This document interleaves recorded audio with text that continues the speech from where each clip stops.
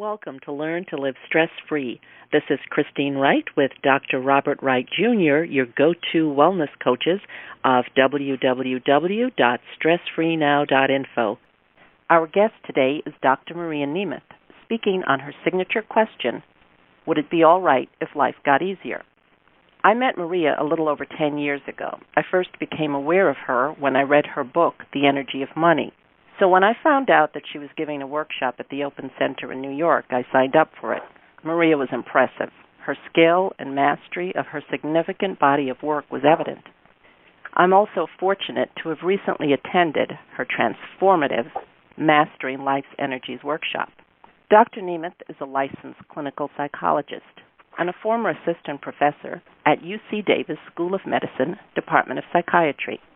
She is a master certified coach with the International Coach Federation and is privileged to work with people around the world who want to be successful without sacrificing the quality of their lives.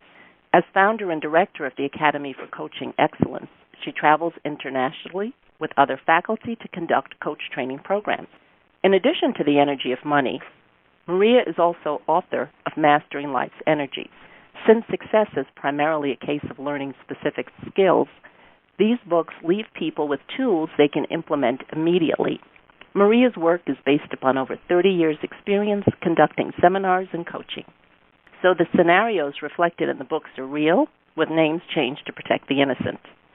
Maria says people work hard. They need to see how to infuse life with possibilities and promise. That's why she writes. Maria, welcome. Thank you very much, and thank you for your generous introduction. You're very welcome. Hi, Maria. Thank you for joining us today, and thank our listening audience for joining us also. Maria, you have had this transition from psychologist to coach. Tell us about this journey and what led you to the work you're currently doing.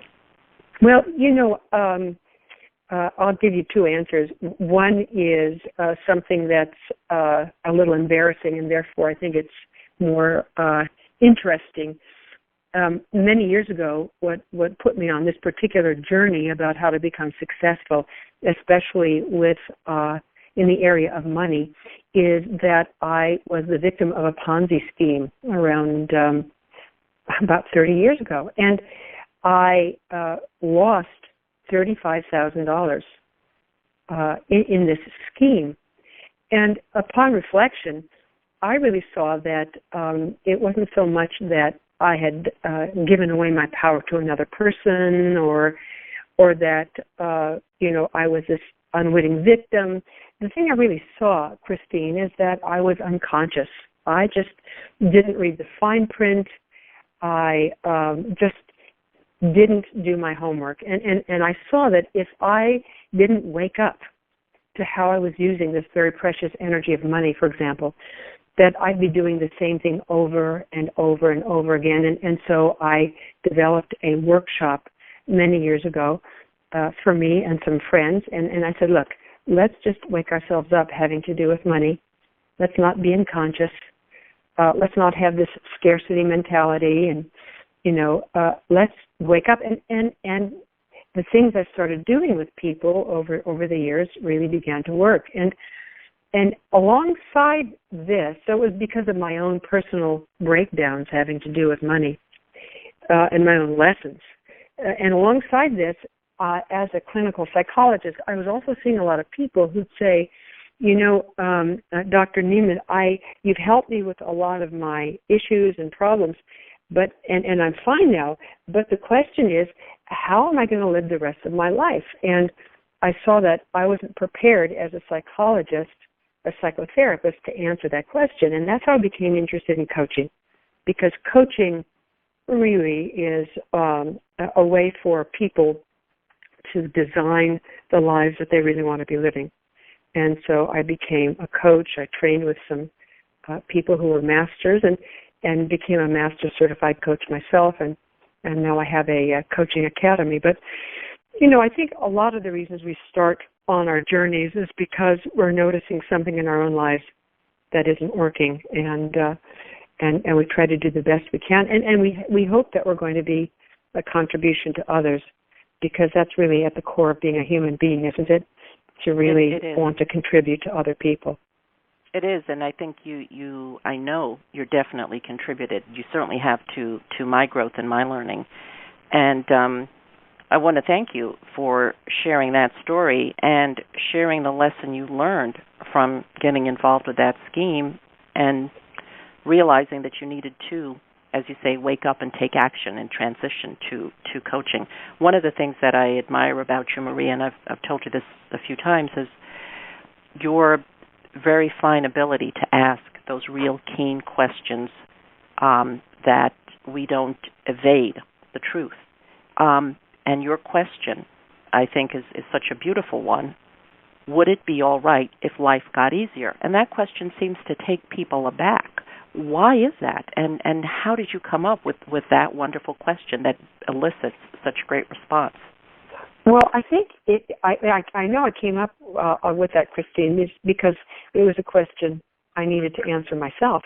And we're so many of us, we're so used to working hard, and somehow we think that life is supposed to be difficult and hard, and that in order to be successful, we have to put in just extraordinary effort. And yes, of course, to be successful, one does need to, as they would say, suit up and show up. But sometimes we make things harder than they need to be. For example, I remember one man saying to me, Maria, if things go too easily during the day, I might get a perfect parking spot and I get a perfect phone call from someone, et cetera. He said, somewhere in my mind I start to say, when is the other shoe going to drop? And it's that natural part of our brain. It's probably, as people are saying, part of neuroscientists, part of the amygdala in our brain that's concerned with fight, flight, or freeze. That part of our brain is always searching for what could go wrong.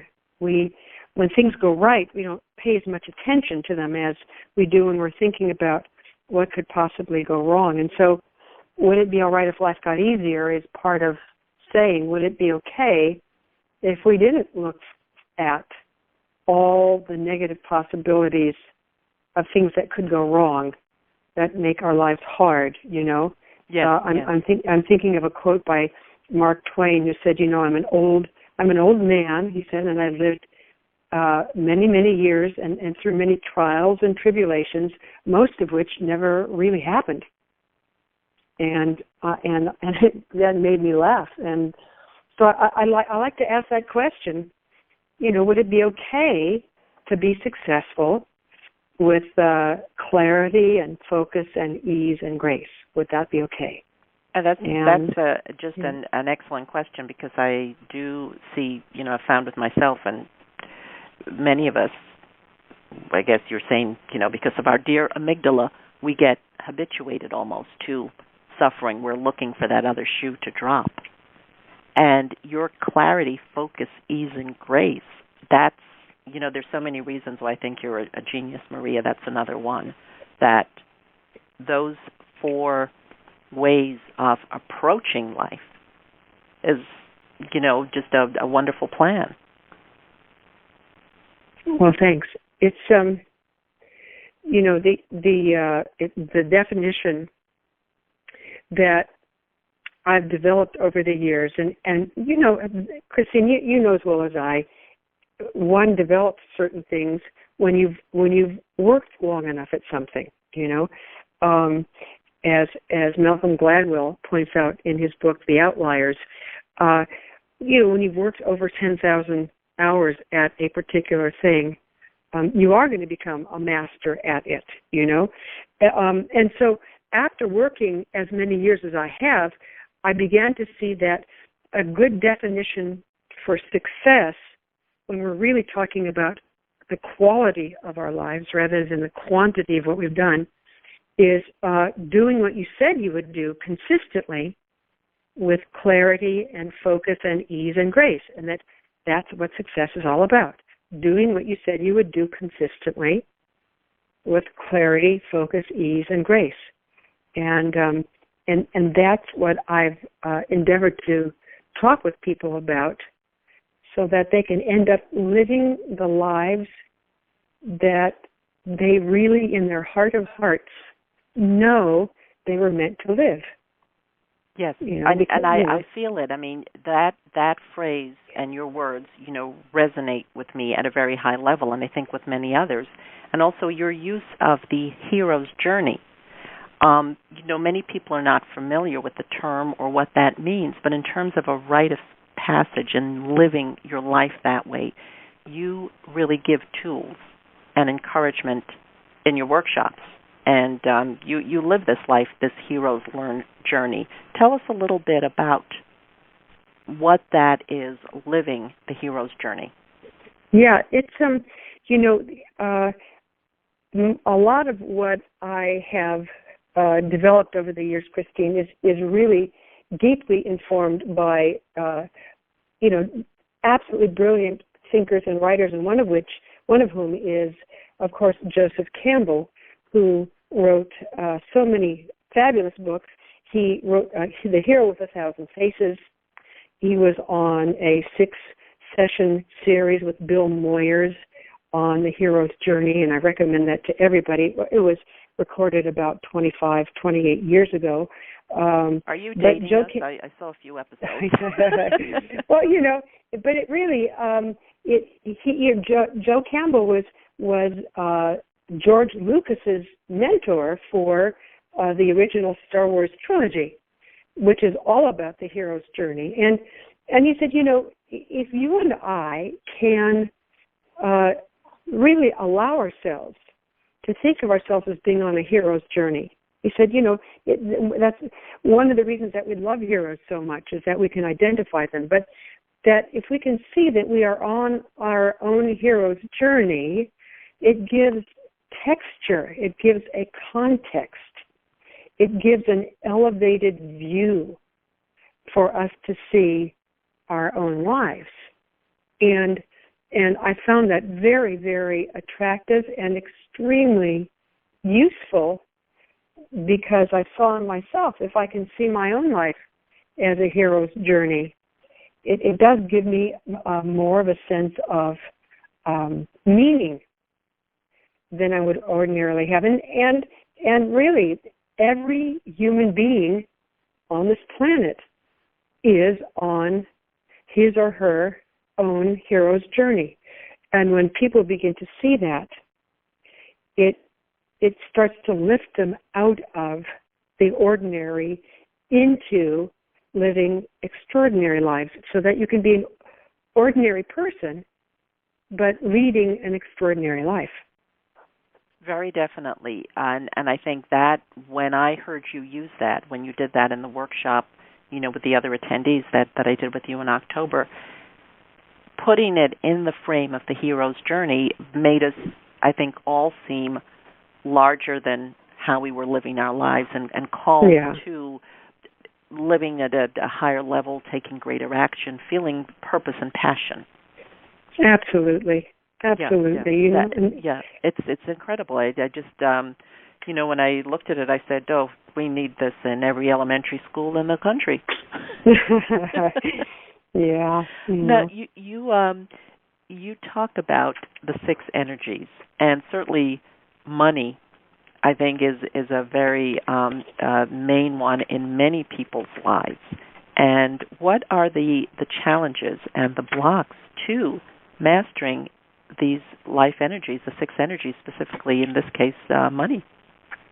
Well, to give a little bit of a context, the 6 forms of energy are the forms that we use to accomplish anything in life. And first is the energy of money. Then there is the energy of time. And we intuitively know that because we talk about wasting money and wasting time, and investing money and investing time. I mean, we really have an intuitive sense of that they are forms of energy. The next energy is the energy of physical vitality, which allows us to do what we're here to do in life. the energy of creativity, the energy of enjoyment, which is the ability to appreciate and savor what's here, and then the energy of relationship, which is all about support and building strong relationships. And the reason that I put the energy of money first in this list is because it tends to be the one people shy away from the most. You know, we love money, we hate money, we don't know what to do with it, we don't know what to do without it. It's almost like having an intimate relationship with a person, you know. Yeah. But if you can bring clarity and focus and ease and grace to all of the aspects of your relationship with money, in all of its aspects, if you can bring that quality, which is what I teach people how to do, then you have mastered the energy of money. And when that happens, that you end up having the amount of money that you want. You end up doing with it what you want to do. You're no longer worried about it or concerned about it. As a matter of fact, you're friends with it, you know.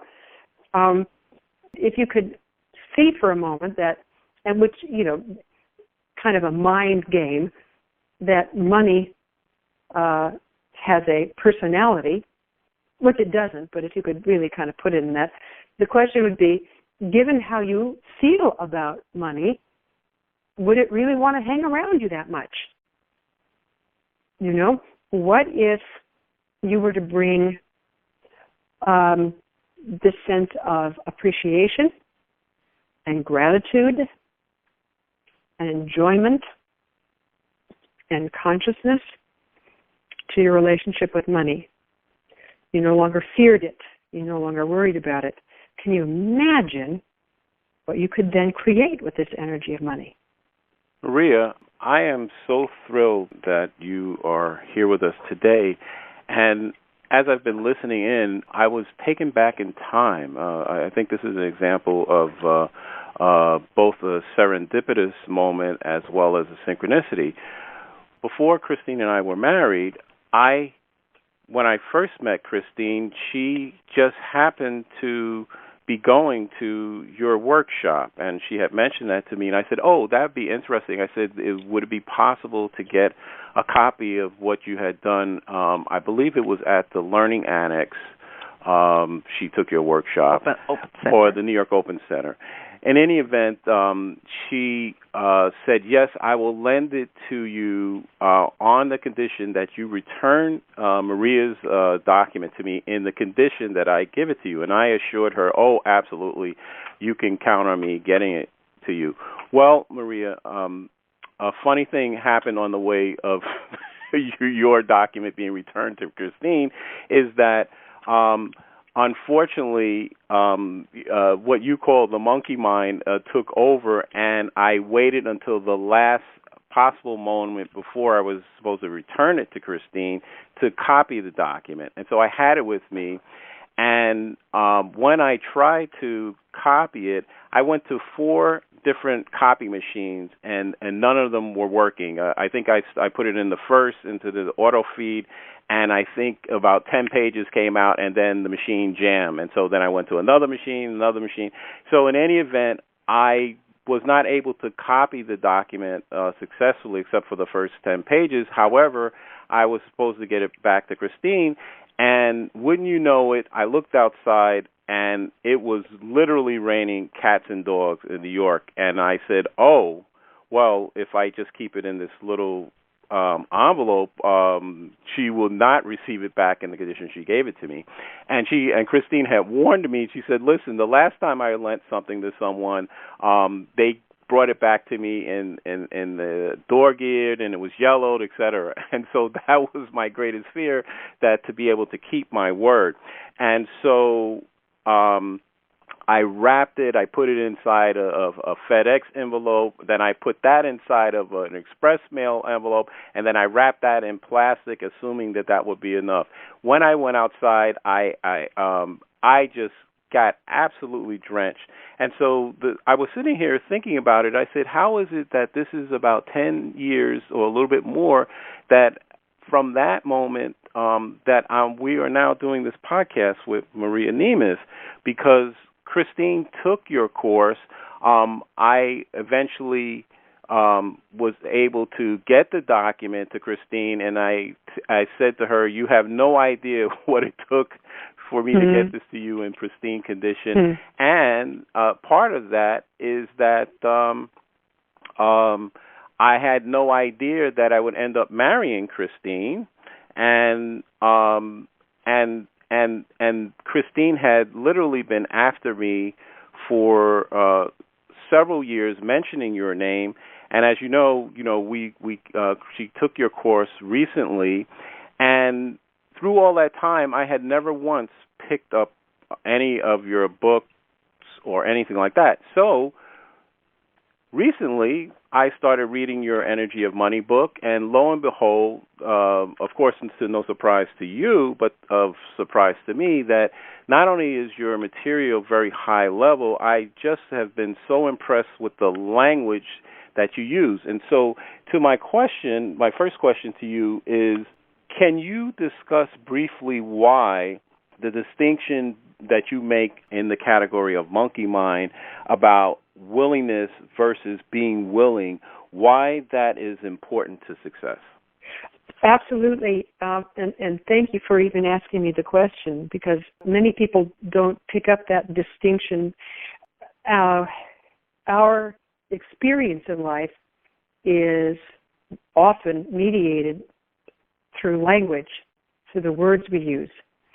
And therefore, it becomes very important for us to look at the kind of language that we're using and asking ourselves, is the language that I'm using getting me where I really want to go? Or is there something that might be more powerful? I discovered many years ago, and it really first came to me through reading a quote from Dag Hammarskjöld, who was the second Secretary General of the United Nations. He was a brilliant writer as well, very spiritual, born in Sweden, where we currently have one of our centers at the Academy in Stockholm. And he said, for everything that has been in my life, I say thank you. And to all that is yet to be, I say yes. And I'll tell you, when I read that, the enormity of that just absolutely blew me away. And what I saw was, here was a person who was taking life on life terms.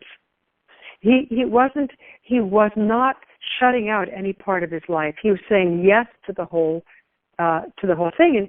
And I saw in reading other writings that one of the ways to bring that about, that open-hearted yes, is by saying, I am willing. To be willing is our capacity, literally, to say yes, no matter what we're thinking or feeling in the moment. For example, in writing a book, I may not think I have anything to say. I may be worried about whether or not I can write well. I can even be convinced that no one's going to want to read it. Those are all thoughts and feelings, and nevertheless, I can be willing to write. I can say yes to doing it, because to be willing transcends our thoughts and feelings and judgments and evaluations. To be willing is actually a quality of being rather than a psychological construct. So therefore, what Dag Hammarskjöld was pointing to is that we have the capacity to say yes, no matter what's going on in our lives. And when we do say yes, in a way, we transcend the ordinary, we transcend the mundane. But the word willingness is entirely different, because willingness is not a quality of being, it's a noun. Now, it sounds like I'm quibbling, but you see, if you were to say to yourself, I have willingness, and then say, I am willing, and ask yourself, which is a more powerful statement, you will automatically gravitate toward, I am willing. Because at some deep intuitive level, you are identifying with this absolutely powerful quality, which is your capacity, and this is everybody's capacity, all of us have the capacity, to say yes no matter what we're thinking or feeling. I don't know how to write this book, or I don't know how to open this business, or I don't know how to even begin to balance my checkbook to the penny, or I don't know, whatever it is, and nevertheless, I'm willing. So those 4 words, nevertheless, I am willing, are literally the 4 most potent words we can use.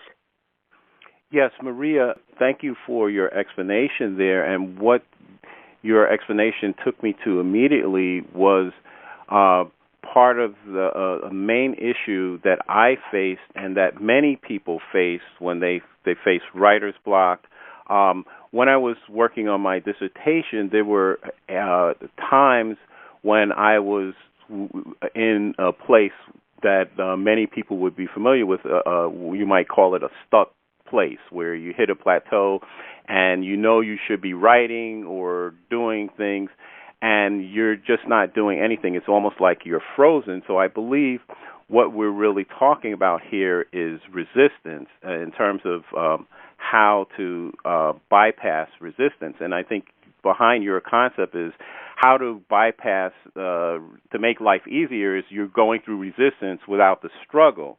So what I wanted to point out that one of the things that amazed me was as you're saying, I discovered that the language that I was using played a huge role in how difficult or how much resistance I experienced during the dissertation process versus how easy it was. So here's what I mean. When I use the word dissertation and when I refer to my work writing as dissertation, it was a tremendous amount of turbulence and resistance, etc.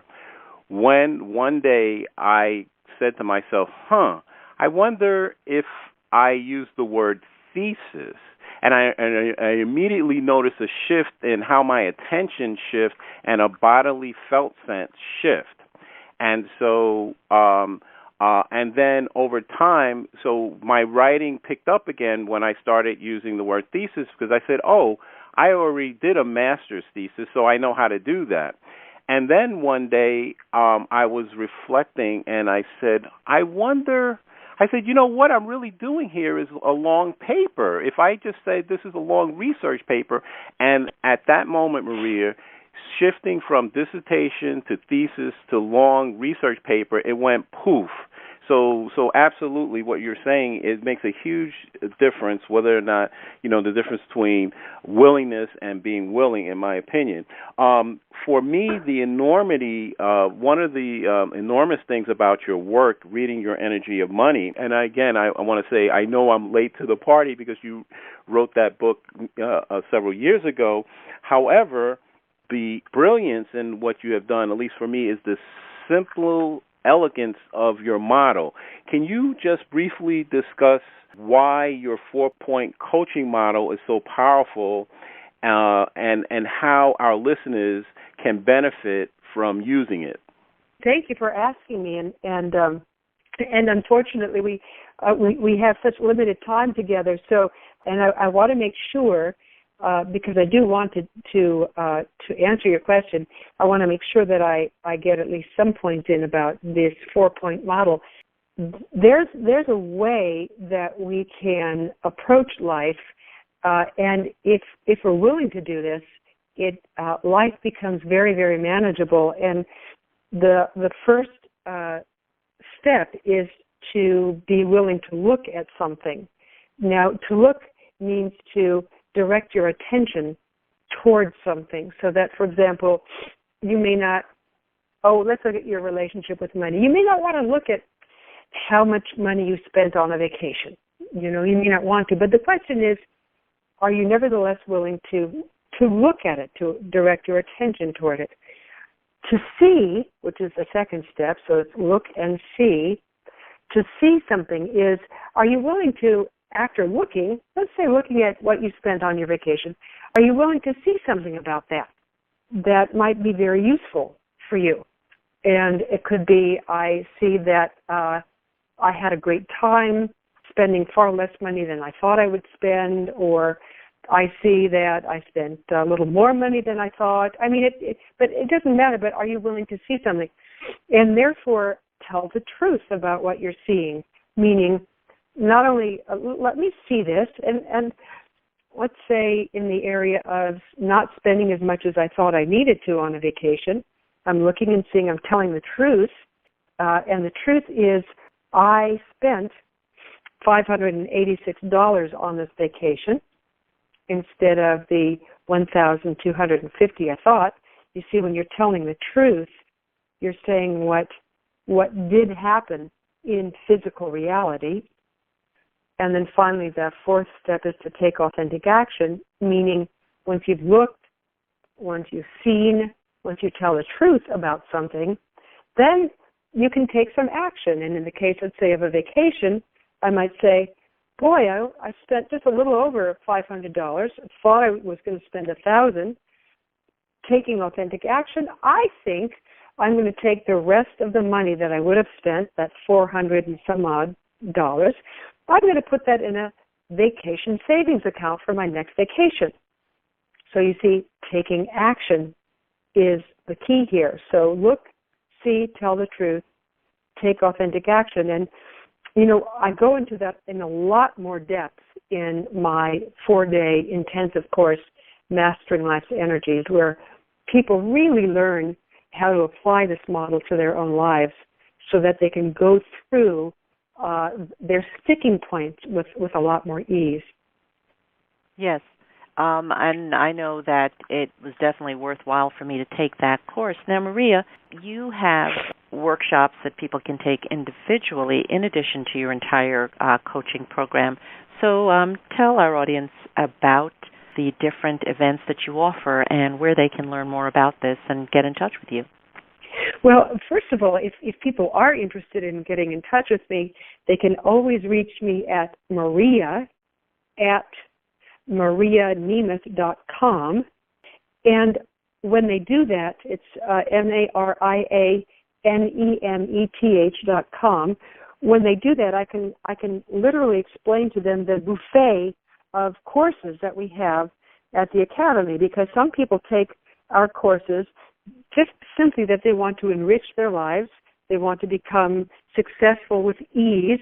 They want to go for a particular goal or dream that they've been putting off or making more difficult than it needs to be. And so people have literal breakthroughs in success in their lives.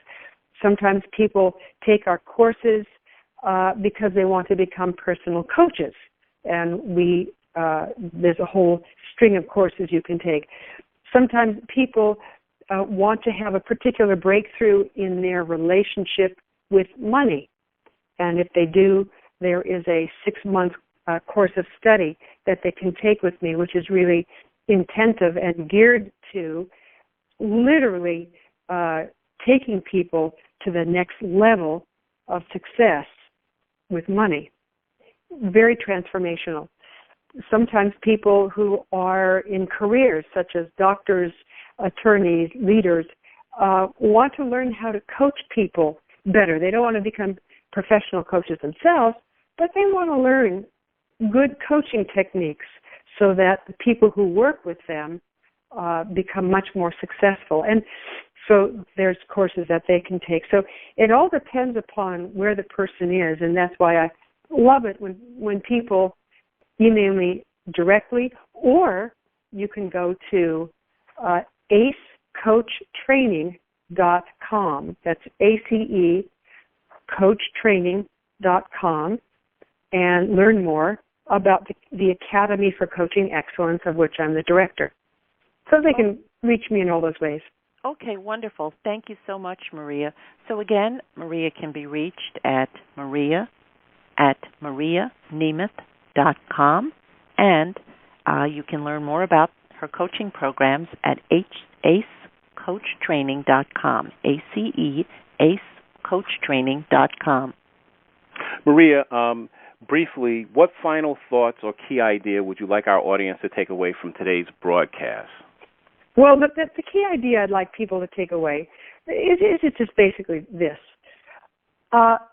Imagine the possibility of discovering that there's nothing wrong with you, that there never has been anything wrong with you, and that if you're not successful at doing what it is you really want to do in life, it's not because you, as I said, there's anything wrong. It's just that maybe you haven't developed the skill set. Like success is simply a skill set that anyone can learn. So consider the possibility that the goals and dreams that you have are things that can be attained if you allow yourself to develop the appropriate skill set to attain them. And that is essentially what I want people to leave with, because sometimes people say, I have a goal or a dream, but I don't think I have what it takes, or I don't deserve it, and nothing could be further from the truth. If you have a goal or a dream inside of you, it's just waiting. It's waiting to burst forth out of you. It's waiting to be given birth. And so allow yourself the opportunity to do what it is you're here to do in life. Wonderful. I want to thank you for today's interview, and I want to thank our audience for listening. Today's featured guest has been Dr. Maria Nemeth, Master Coach Extraordinaire. I want to thank our audience for listening. Wherever you are, in whatever time zone you are in, we welcome and look forward to your comments about our show. Please contact us through our website with your feedback and suggestions.